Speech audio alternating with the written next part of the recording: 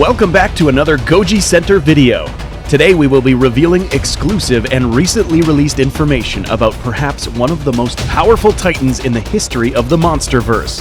Don't forget to leave us a like, subscribe, and ring that notification bell for more fun videos about your favorite kaiju. The MUTO species have been some of the most popular titans in the Monsterverse since their first appearance in 2014. This word, MUTO, is actually an acronym which stands for Massive Unidentified Terrestrial Organism. We have seen 4 variations of this specimen: the male, the female, the queen, and the prime. There is one, however, that stands head and shoulders above the rest. Her name, Titanus Jinshin Mushi, or also known as MUTO Prime, which made its appearance in the graphic novel Godzilla Awakening. Recently, some brand new information about this titan has been revealed by the author of this comic regarding its history and abilities. There are 5 new facts about Titanus Jinshin Mushi that are not mentioned in the graphic novel. Number 1. Heavier than Godzilla. It has been revealed that Titanus Jinshin Mushi is in fact much heavier than Godzilla. Arvid Nelson suggested that while creating the Jinshin Mushi, the writers imagined this Mega MUTO to be approximately 50% heavier than Godzilla himself.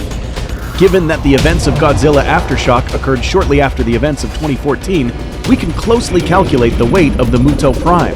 The 2014 incarnation of Godzilla is known to be about 90,000 tons. By doing the math and knowing that MUTO Prime was 50% heavier, we can estimate that Titanus Jinshin Mushi was approximately anywhere between 135,000 and 145,000 tons in weight. Where does this weight come from? The author also suggested that most of her weight came from her massive front limbs, which she could use to devastating effect. We will discuss these powerful weapons shortly. Number 2. Similar to a bear. Arvid Nelson suggested on Twitter that Titanus Jinshin Mushi was, like other titans, in hibernation previous to its awakening.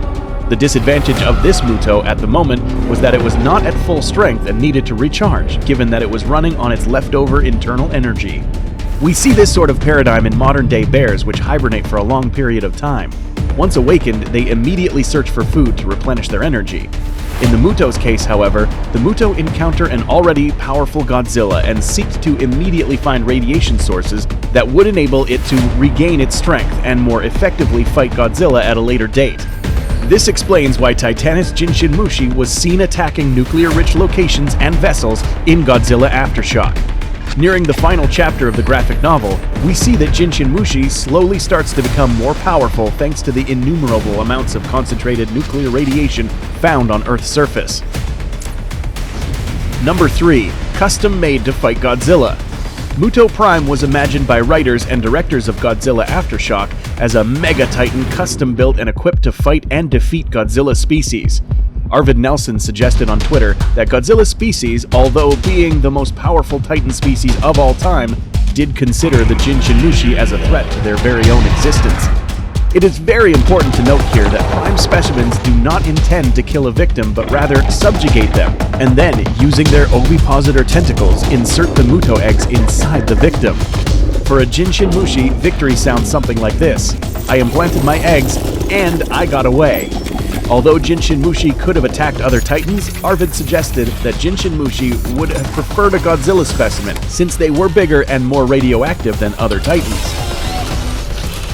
Apart from being hardwired to hunt Godzillas, the MUTO Prime was equipped with an arsenal of anti-Godzilla weaponry.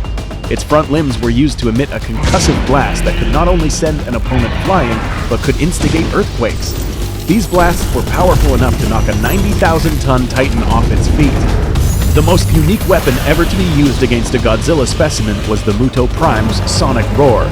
Arvid mentioned that this roar was powerful enough to shatter human bones and destroy organs, but only strong enough to disorient titans. If this roar only disorients titans, how did it shatter Godzilla's dorsal plates? The answer is given to us again by Arvid, who mentioned that this sonic roar was specifically tuned to shatter a Godzilla dorsal plate. This can be explained by a phenomenon known as harmonic resonance, which explains that different materials shatter at specific frequencies.